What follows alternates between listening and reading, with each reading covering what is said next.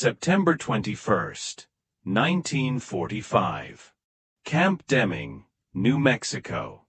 The projector flickered in the darkness as 500 German prisoners watched a Western film, their laughter echoing through the recreation hall. But Georg Gaertner wasn't watching cowboys chase bandits across the screen. His eyes were fixed on the clock, counting down the minutes until 8:47 p.m.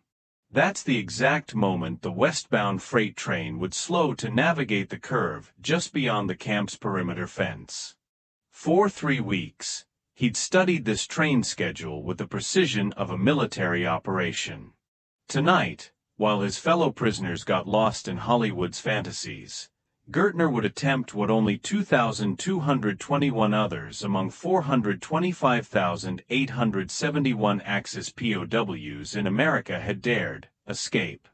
But unlike those who fled to rejoin the war or out of homesickness, Gaertner was running from something far scarier than captivity. He was running from the thought of going home. In his pocket, carefully folded, was a letter from the International Red Cross that arrived 6 weeks earlier. His hometown of Schwidnitz in Lower Silesia no longer belonged to Germany. The Soviets had given it to Poland, and its German population faced expulsion, imprisonment, or worse. For prisoners whose homes now lay behind the Iron Curtain, American abundance wasn't just impressive, it was salvation from a death sentence. As the film's gunfire masked his movements, Gaertner slipped out of the recreation hall and crawled beneath 2 perimeter gates. The freight train's whistle sounded in the distance. He had 90 seconds to cover 200 yards of open desert, board a moving train, and disappear into an America he'd grown to love more than the homeland that no longer existed. Georg Gaertner's journey to that desperate night in New Mexico began on December 18, 1920 in Schwidnitz, a prosperous textile town in the shadow of the Sudeten Mountains. His father managed a local brewery, giving the family a middle-class comfort that would feel like an impossible luxury by war's end. Young Georg excelled in languages, mastering English and French in school, skills that would prove more valuable than any military training. When war broke out in September 1939, the 19-year-old Gaertner enlisted in the Wehrmacht, swept up in the nationalist fervor that promised to restore Germany's greatness. Assigned to the 10th Panzer Division, he took part in the lightning-fast victories over France in 1940, racing through the Ardennes and reaching the English Channel in just 6 weeks. These early triumphs reinforced everything Nazi propaganda taught about German superiority and Allied weakness. By February 1941, Gaertner found himself on a transport ship bound for Tripoli, Libya, joining Erwin Rommel's newly formed Afrika Korps. Now, the Desert War would shatter his illusions about German invincibility. The Afrika Korps started with just 2 divisions, facing the full resources of the British Empire.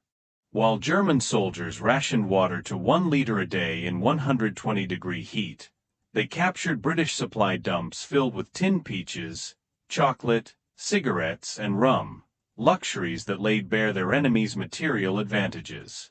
The math of desert warfare told a story Nazi propaganda couldn't hide. A single Tiger tank needed 600 liters of fuel to travel 100 kilometers. The Afrika Korps' entire fuel allocation for March 1942 would have supplied Patton's Third Army for just 3 days. German soldiers joked bitterly that Rommel's tactical genius meant winning battles with equipment held together by wire and willpower. Gaertner rose to the rank of Unteroffizier Sergeant in the 164th Light Africa Division, leading a reconnaissance unit that probed British lines before major offensives, like the one at El Alamein in October 1942. His unit watched helplessly as Montgomery's forces unleashed an artillery barrage of 1,000 guns, more firepower than the entire Afrika Korps possessed. The British fired 15,000 shells in the opening bombardment alone. German artillery was rationed to 10 shells per gun per day. The retreat from El Alamein became a 1,400-kilometer death march across North Africa. Gaertner's unit abandoned vehicles for lack of fuel, destroyed equipment they couldn't carry, and watched the Luftwaffe disappear from African skies as Allied air superiority became absolute. By January 1943, the Afrika Korps was squeezed into a shrinking pocket in Tunisia, surrounded by American forces that had landed in Operation Torch. In May 1943, Gaertner's war ended in an olive grove outside Tunis. His reconnaissance unit, down from 120 men to just 17, had run out of ammunition, fuel, and hope.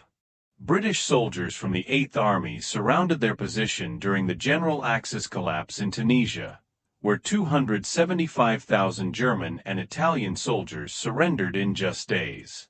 Gaertner raised a white undershirt tied to a rifle barrel. The British seemed almost embarrassed by the surrender, offering cigarettes and chocolate to enemies who looked more like scarecrows than the fearsome Afrika Korps. At the temporary prison camp outside Meta, Gaertner witnessed American organizational efficiency that exceeded anything in his military experience. Within 48 hours, the U.S. Army had built a tent city for 30,000 prisoners, complete with field hospitals, kitchens, and latrines. Each prisoner was photographed, fingerprinted, and issued identification tags with machine-like precision. But the first psychological blow came with the food.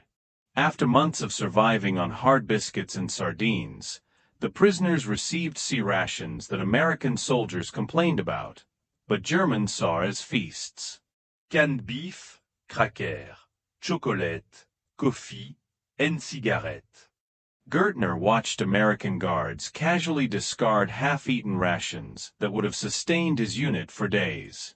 When he mentioned this to a guard, the young GI from Iowa shrugged and said, "Don't worry, Fritz. We got plenty more where that came from."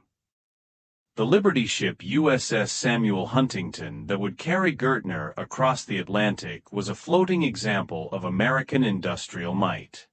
Built at the California Shipbuilding Corporation in Wilmington in just 44 days, it was one of 2,710 identical vessels America would produce during the war. The ship's mess hall served fresh bread baked daily, powdered eggs that actually tasted like eggs, and coffee so abundant that sailors poured leftover pots overboard. During the 14-day crossing in July 1943, Gaertner's English skills got him a job assisting with prisoner administration. This gave him access to the ship's bridge, where he saw radar equipment tracking other vessels beyond the horizon, technology Germany had barely begun to develop. The ship's medical bay had medicines German field hospitals hadn't seen since 1941, including the new miracle drug penicillin that Americans handed out like aspirin. Most disturbing was the crew's casual attitude toward their material wealth. Sailors threw away magazines after reading them once, discarded barely worn shoes, and gambled away monthly wages that were more than German officers earned in a year. When Gaertner asked a naval seaman about the waste, the sailor laughed and said, "Hell, Sarge, America makes more in a day than we can throw away in a month." July 24th, 1943. Norfolk Naval Base, Virginia. As the Samuel Huntington entered Hampton Roads, Gaertner counted 47 cargo vessels, 12 destroyers, and 3 aircraft carriers in various stages of construction or repair. The Newport News shipbuilding yard stretched for 3 miles along the James River, their cranes working around the clock under bright electric lights. The prisoners marched past parking lots filled with hundreds of private automobiles belonging to shipyard workers. In Germany, private car ownership was a fantasy for everyone except the party elite. Here, welders and riveters drove to work in their own vehicles. Signs advertised wages that seemed impossible. Skilled workers made $1.20 per hour, while German workers earned maybe 50 Reichsmarks a month. But nothing prepared Gaertner for the train that would carry them inland. Instead of the cattle cars used to transport German troops, the prisoners boarded real Pullman coaches with cushioned seats, overhead luggage racks, and electric fans. The dining car served hot meals on actual plates with metal cutlery, treatment better than German officers received on troop trains. Air conditioning kept the cars comfortable despite the July heat, technology that only existed in Hitler's personal railway car back home. As the train rolled through Virginia's Tidewater region, Gaertner pressed his face against the window, seeing an America that Nazi propaganda said couldn't exist. Every small town blazed with electric lights. At 10 p.m. Martinsville's Main Street had illuminated shop windows full of merchandise. Roanoke's rail yards operated under banks of floodlights that turned night into day. In Germany, blackout regulations had plunged cities into darkness since 1940. Here, light was so abundant, it was wasted.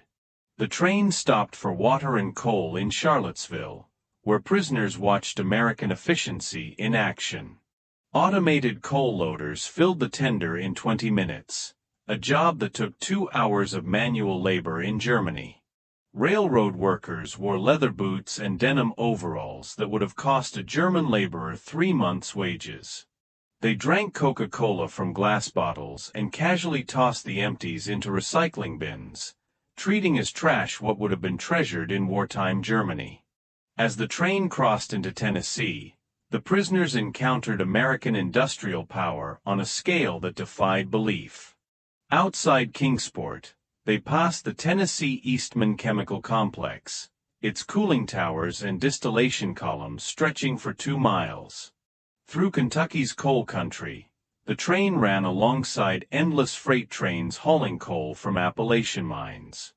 Gaertner counted 147 cars in one coal train alone, each carrying 100 tons, pulled by locomotives that dwarfed anything in Europe.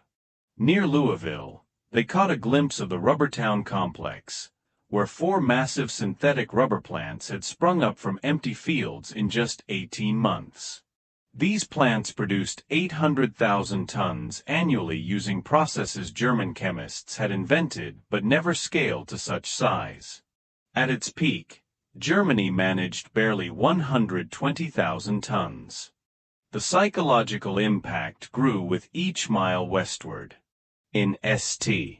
Louis, they crossed the Mississippi River while barges below carried more grain than Germany's entire 1942 harvest.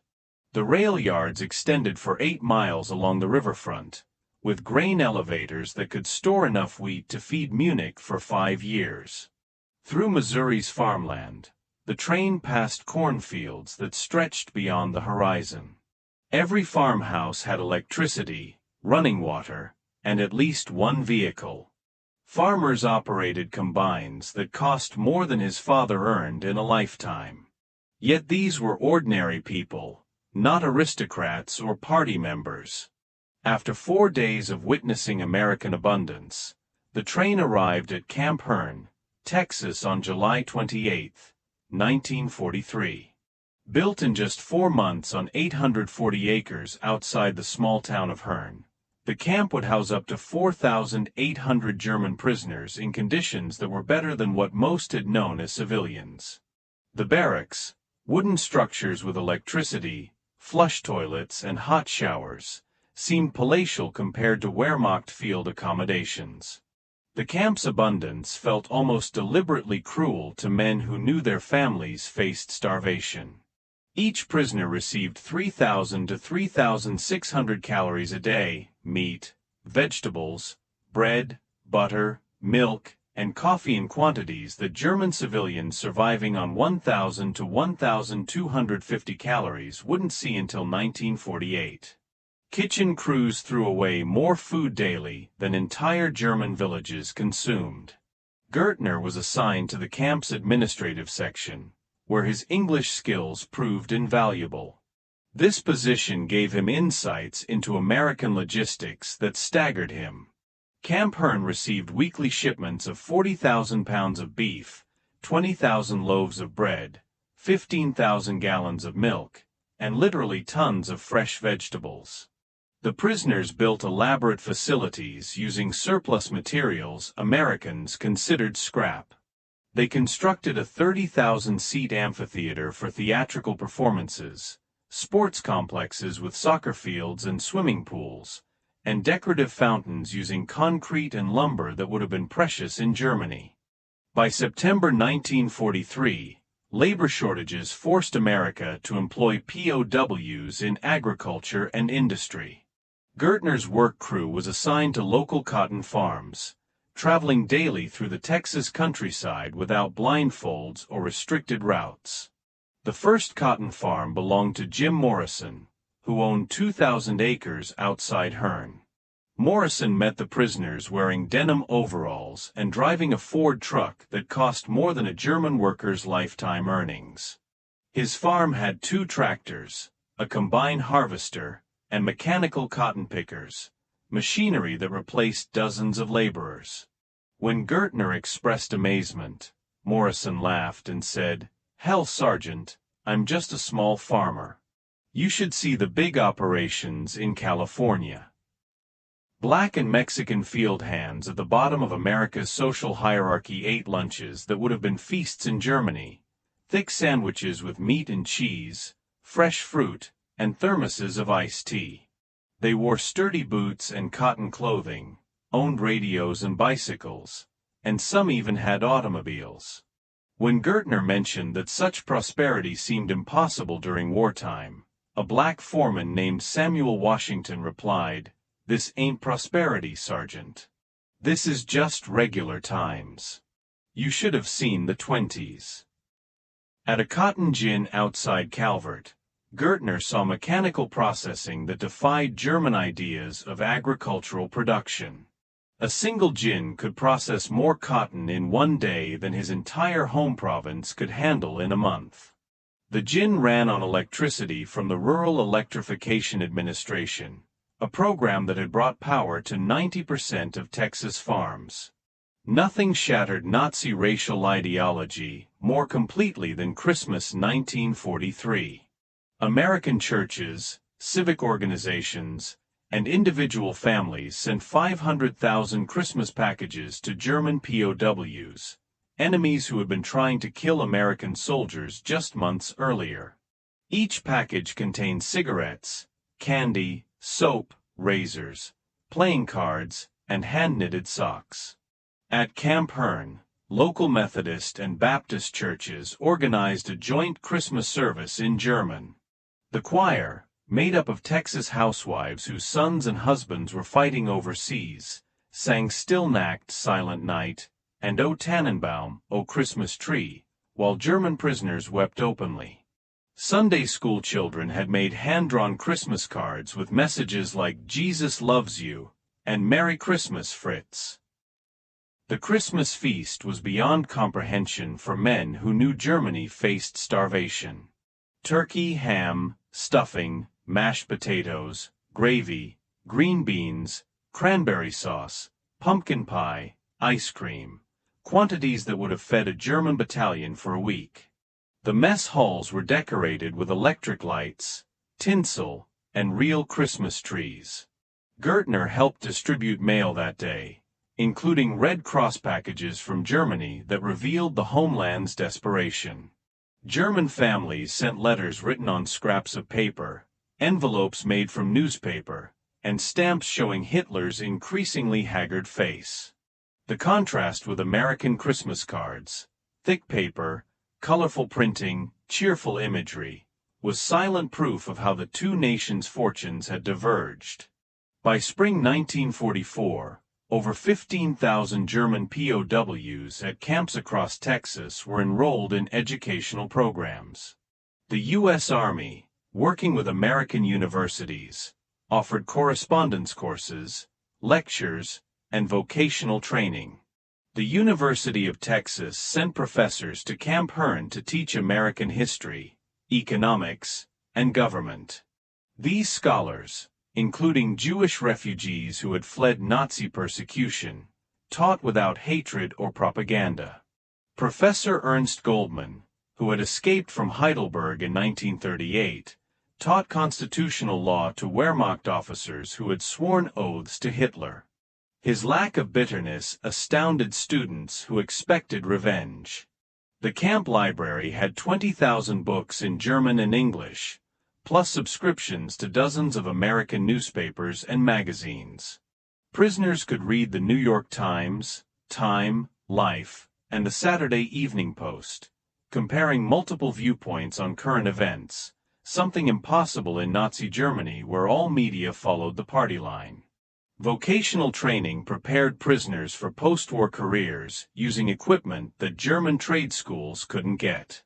The auto mechanic shop had actual engines to take apart, electrical systems to study, and diagnostic equipment that was better than anything in German technical colleges. Gaertner signed up for accounting courses, learning American business practices that showed capitalism's real function, unlike the Nazi caricatures he'd been taught. Textbooks explained how corporations worked, how stocks and bonds functioned, and how ordinary Americans could invest savings and build wealth.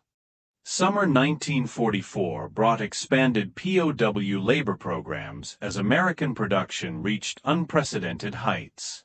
Gaertner's crew worked at a small oil refinery outside Houston, seeing petroleum processing on a scale that explained why German tanks ran out of fuel while American forces had unlimited supplies. The refinery processed 100,000 barrels a day, more than all of Romania's oil fields that Germany desperately defended. The facility employed 5,000 workers across 3 shifts, including hundreds of women operating complex equipment. These Rosie the Riveters earned wages that were more than German factory managers made, drove their own cars to work, and wore clothing that would have required impossible ration allocations in Germany. At the San Jacinto Ordnance Depot, prisoners unloaded ammunition shipments that revealed the terrifying scale of American military production. One daily shipment had more artillery shells than a German division would fire in a month. The Houston ship channel handled more tonnage each day than Hamburg, Germany's largest port, managed in a week before the war. Most devastating psychologically was the waste. Americans threw away materials Germans would have considered strategic resources. Empty oil drums were abandoned instead of cleaned and reused. Broken machinery was scrapped instead of repaired. This casual attitude toward material wealth showed a surplus so vast that efficiency didn't matter. Throughout 1944, letters from Germany revealed growing desperation that clashed sharply with American plenty. Gaertner's mother wrote on paper torn from ledgers, using pencil because ink was unavailable. She described surviving on starvation rations, while his father's brewery had been destroyed by Allied bombing. News of D-Day arrived on June 6, 1944, with guards excitedly sharing newspaper extras. The invasion scale, 6,000 ships, 11,000 aircraft, 150,000 men in the first wave, showed an organizational capability that made German resistance futile.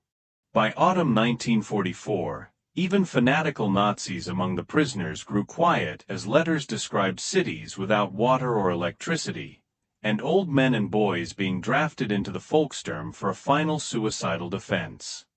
April 1945 brought footage that shattered the last remains of Nazi loyalty among the prisoners. The U.S. Army made all POWs watch films from liberated concentration camps. Many prisoners initially refused to believe the images, but the evidence was overwhelming. Gaertner watched hardened Afrika Korps veterans weep as they realized what they had fought for, a regime that committed unspeakable atrocities, while they sat in American camps eating better than German civilians. The camp hospital reported a 400% increase in psychiatric cases in the weeks after the screenings. VE Day on May 8, 1945 brought celebration to the camps, but dread to the prisoners.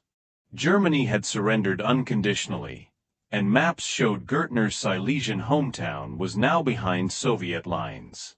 Its German population faced expulsion or worse.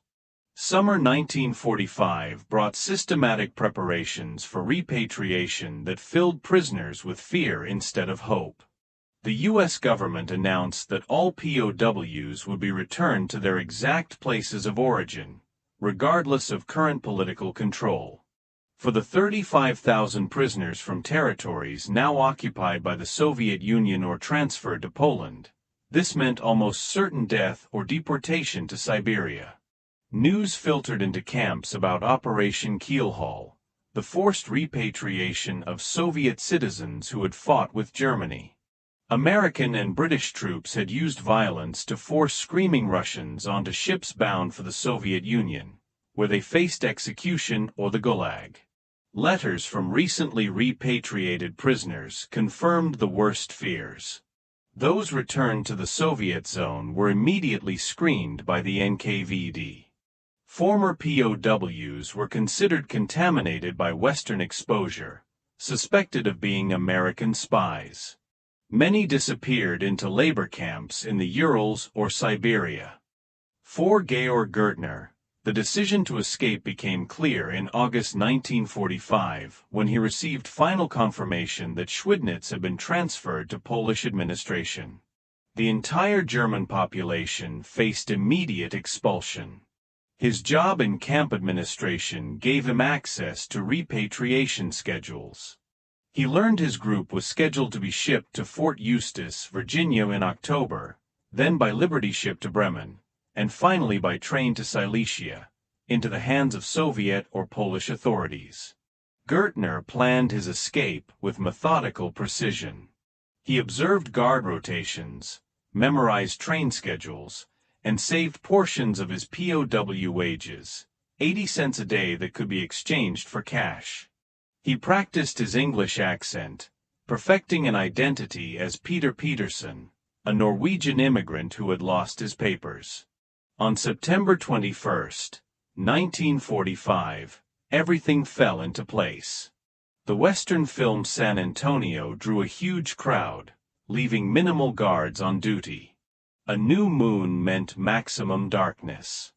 Gaertner had saved $25 in cash, enough for basic survival.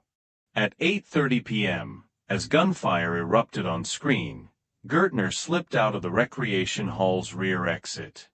Moving in a low crouch, he reached the inner fence in 90 seconds. After making sure no patrols were coming, he crawled under the outer fence and sprinted across the desert scrub. As the freight train approached, its headlight appeared around the curve, moving faster than he expected. Gaertner ran parallel to the tracks as the locomotive passed, grabbed the ladder of a boxcar, and pulled himself aboard while the train was still moving at 15 miles per hour. Collapsing inside the empty boxcar, Gaertner listened for pursuit sirens that never came. By the time the evening count happened at 10 p.m., the train would be 30 miles away, heading west toward El Paso and freedom. The freight train dropped Gaertner in El Paso as dawn broke on September 22. At the El Paso YMCA, he rented a room for 50 cents a night. The desk clerk, a veteran missing his left arm, studied him carefully but said nothing. The YMCA's reading room had newspapers that revealed how intense the search was. The El Paso Herald-Post reported military police checking trains and bus stations for an escaped German POW. The FBI had been notified, and a $50 reward was offered for information. At a second-hand store, Gaertner traded his jacket for work clothes, denim overalls, a cotton shirt, and worn boots, transforming himself into one of thousands of migrant laborers. Instead of buying a bus ticket, he joined Mexican laborers waiting for farm trucks recruiting cotton pickers, climbing aboard with dozens of others heading north toward Las Cruces.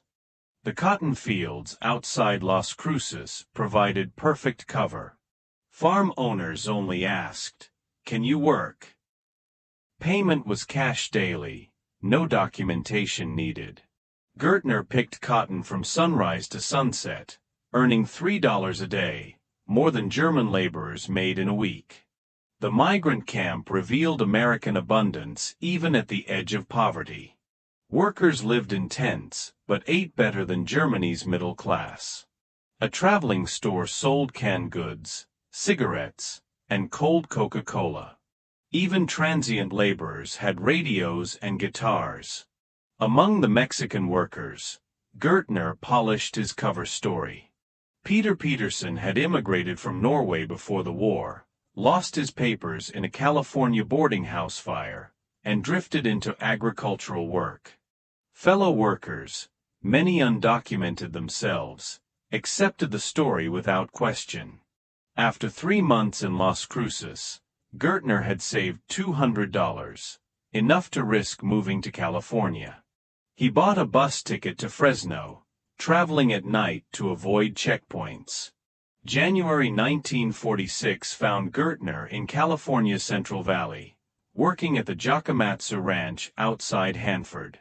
The owner, Tony Giacomatsu, was a second-generation Italian-American whose parents had built an empire through hard work and opportunity. He paid fair wages, provided decent housing, and asked no questions about backgrounds. By summer 1946, Peter Peterson needed to disappear. FBI wanted posters still appeared in post offices, and Norwegian Americans were returning from visiting liberated Norway. Gaertner decided on a complete reinvention, adopting the name Dennis F. Wilds, taken from an Arkansas migrant family he had befriended. The new Dennis Wilds had been orphaned at age 7, raised in state institutions with no family or connections to verify his history. Creating documentation proved surprisingly easy in post-war America. Within months, Dennis F. Wilds existed officially, complete with a birth certificate, social security card, and driver's license. Winter 1947 brought Gaertner to California's Sierra Nevada mountains. At Sugar Bowl near Lake Tahoe, his alpine skiing skills got him a job right away.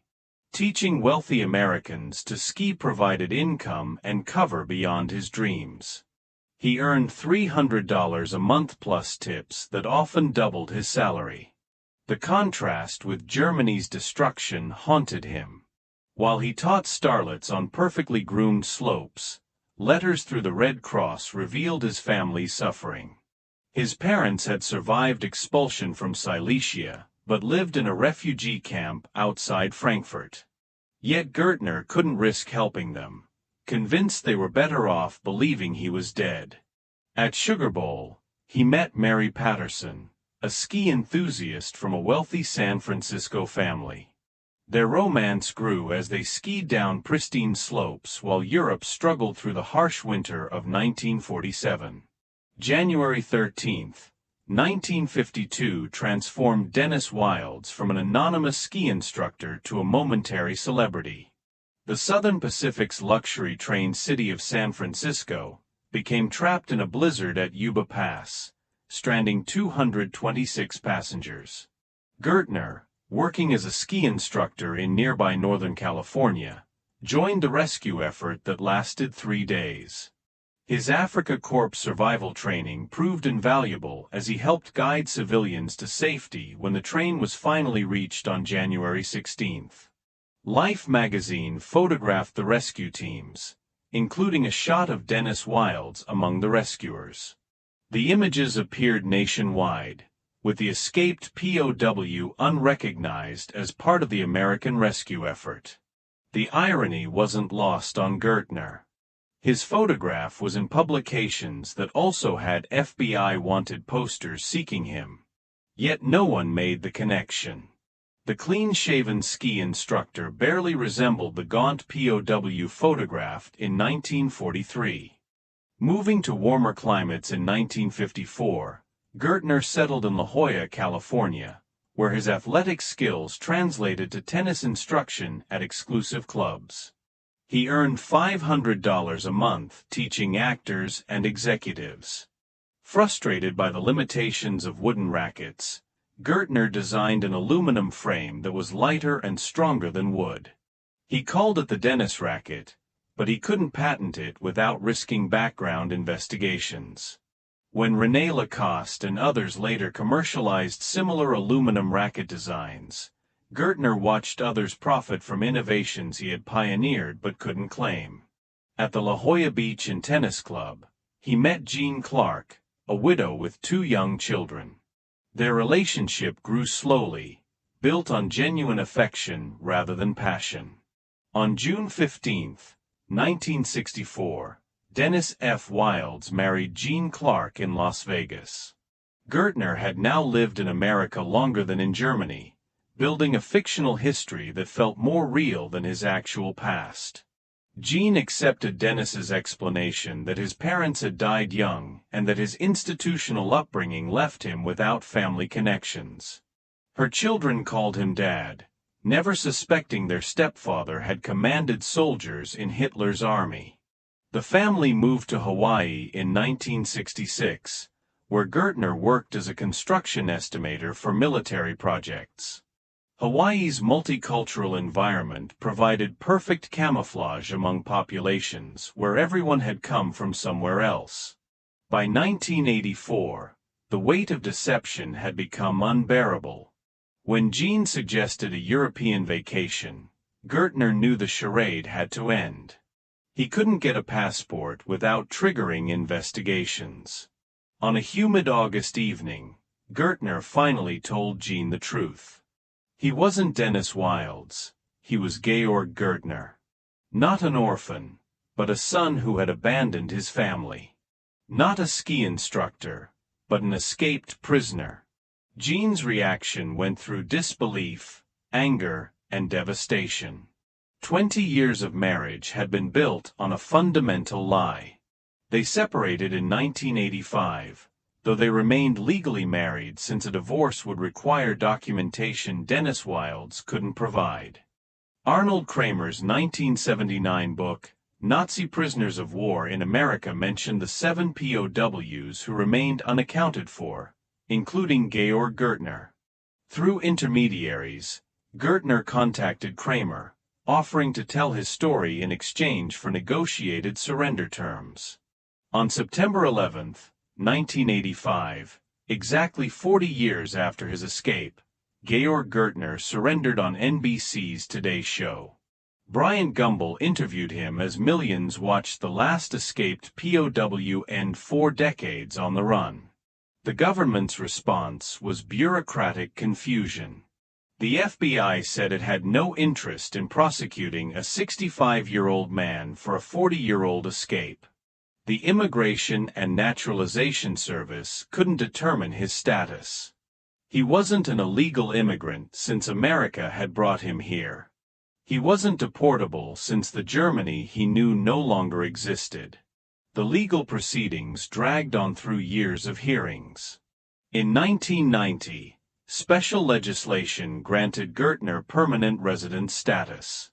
He had to wait until November 2009 to finally become an American citizen at age 88 in Denver. Gaertner spent his last years in Colorado, living quietly in Loveland. Jean had divorced him officially once his legal status was resolved. He gave occasional interviews, expressing gratitude for American generosity and regret for the deception it had forced upon him. In 2012, Gaertner returned to Germany for the last time, visiting his sister in Hamburg. The prosperous modern nation bore no resemblance to the destroyed country he had fled. Georg Gaertner died on January 30, 2013 in Loveland, Colorado. His death certificate listed both names, Georg Gaertner and Dennis F. Wilds, acknowledging the dual identity he had carried for 67 years. Gaertner's story is more than just an escape tale. It illuminates profound historical forces. Only 2,222 of 425,871 Axis POWs attempted escape, a 0.52% rate that speaks to the psychological impact of witnessing American prosperity while knowing Germany's devastation. These prisoners experienced an America that Nazi propaganda had declared impossible, a nation fighting a global war while maintaining civilian abundance that exceeded pre-war German prosperity. The camp experience created an unexpected dynamic. German POWs lived better in American captivity than they had as free soldiers, receiving triple the calories of German civilians. For most prisoners, this experience transformed them.